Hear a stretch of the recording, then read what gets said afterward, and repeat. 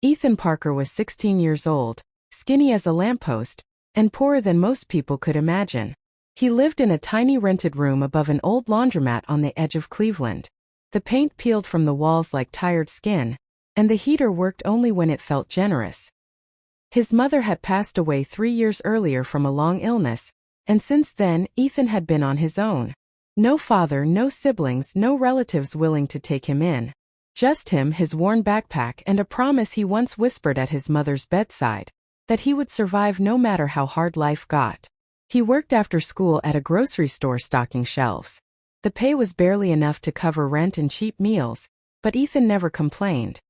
He believed complaining was a luxury for people who had someone to listen. Every night, he returned to his small room, heated instant noodles, and studied under a flickering bulb. His dream was simple but powerful. Graduate high school, earn a scholarship, and build a life where he wouldn't have to count coins before buying bread. That night, the night everything changed, the wind was sharp and cruel. Winter had wrapped the city in a freezing grip. Ethan had just finished his late shift and was walking home, hands shoved into thin jacket pockets, when he saw something unusual near the bus stop. At first he thought it was a pile of blankets, but then it moved. It was an old man. He was lying on the bench, curled like a leaf, shivering violently. His clothes were expensive but soaked, his shoes polished but muddy. His gray hair clung to his forehead, damp with sweat and melting snow. People passed by without stopping. Cars drove past without slowing.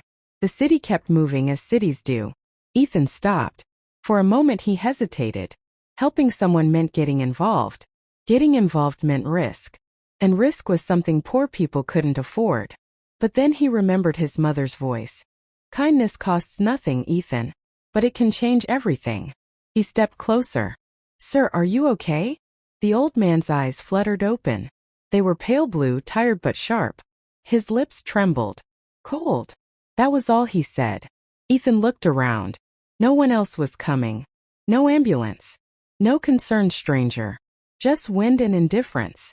Without thinking further, he took off his own jacket, the only warm thing he owned, and wrapped it around the man's shoulders. Come on, Ethan said softly. You can't stay here. The old man tried to stand but nearly collapsed. So Ethan did something most people twice his size wouldn't do. He lifted him. Slowly, awkwardly, step by step, he supported the stranger's weight and walked him 3 blocks to his tiny room. Inside, Ethan sat him on the bed, the only bed, and handed him his blanket. He heated water on a small electric coil and made instant soup. The old man drank with shaking hands, color slowly returning to his face. Why help me? The man whispered. Ethan shrugged. Because someone should. The old man stared at him for a long time, as if memorizing his face. Then exhaustion pulled him into sleep. That night Ethan sat on the floor, back against the wall, hugging his knees to stay warm. He didn't sleep much. He just listened to the old man's breathing and hoped he hadn't made a mistake bringing a stranger into his home. Morning came too fast. And then, bang, bang, bang, the knock. Ethan's eyes shot open. His heart pounded as he stood. Another knock, louder. Police. Open the door. His stomach dropped.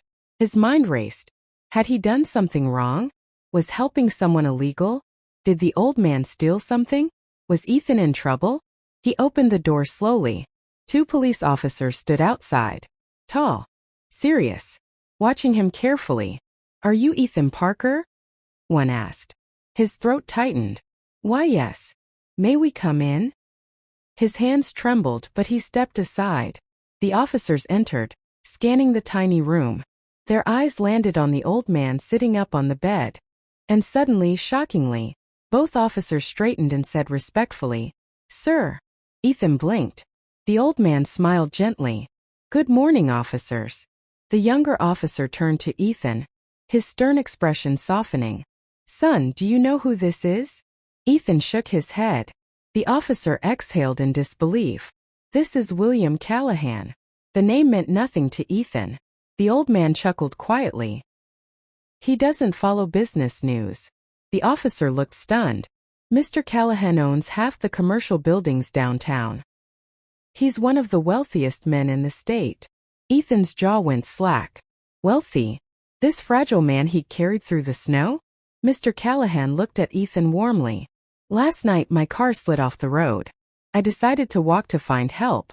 I misjudged the cold and my strength. If this boy hadn't stopped, his voice softened, I might not be here. Silence filled the room. The older officer nodded respectfully. We've been searching for him since midnight. His family reported him missing. Ethan stepped back overwhelmed. I didn't know. I just saw someone who needed help. Mr. Callahan's eyes shone. Exactly. He slowly stood steadier now. Then he did something Ethan never expected. He held out his hand. Ethan hesitated, then shook it. The old man's grip was firm. Grateful. You gave me warmth when you had none, Mr. Callahan said quietly. You gave me your bed when you barely had a room. You helped me when the world walked past. Ethan swallowed hard. Anyone would have done it. Both officers exchanged a look. No, one said gently. Not anyone. Mr. Callahan reached into his coat pocket and pulled out a card. He handed it to Ethan. Come see me after school today. Ethan stared at it. Thick white card. Gold letters. Real. I want to talk about your future. Ethan's voice barely came out. My future. Mr. Callahan smiled. Kindness like yours deserves one. The officers escorted him out. The door closed. And Ethan stood there, alone again, holding a card that felt heavier than gold. That afternoon after school, Ethan stood outside a towering glass building downtown. He felt small, out of place, like a smudge on a clean window. But he took a breath and walked inside. An hour later, he walked out with tears in his eyes. Mr. Callahan had offered to pay for his education. Not just high school support, college, housing, everything. No contracts. No conditions. Just one request. Promise me, the old man said, that when life gives you the chance, you'll help someone the way you helped me. Ethan nodded through tears. I promise. Years passed. Ethan kept that promise. He studied harder than anyone, graduated top of his class, earned his degree, built a career. But he never forgot the freezing night, or the knock at 6:03 a.m. And every winter, on the coldest night of the year, Ethan walked the streets with blankets and soup, searching for someone who needed help. Because one small act of kindness had changed his life forever.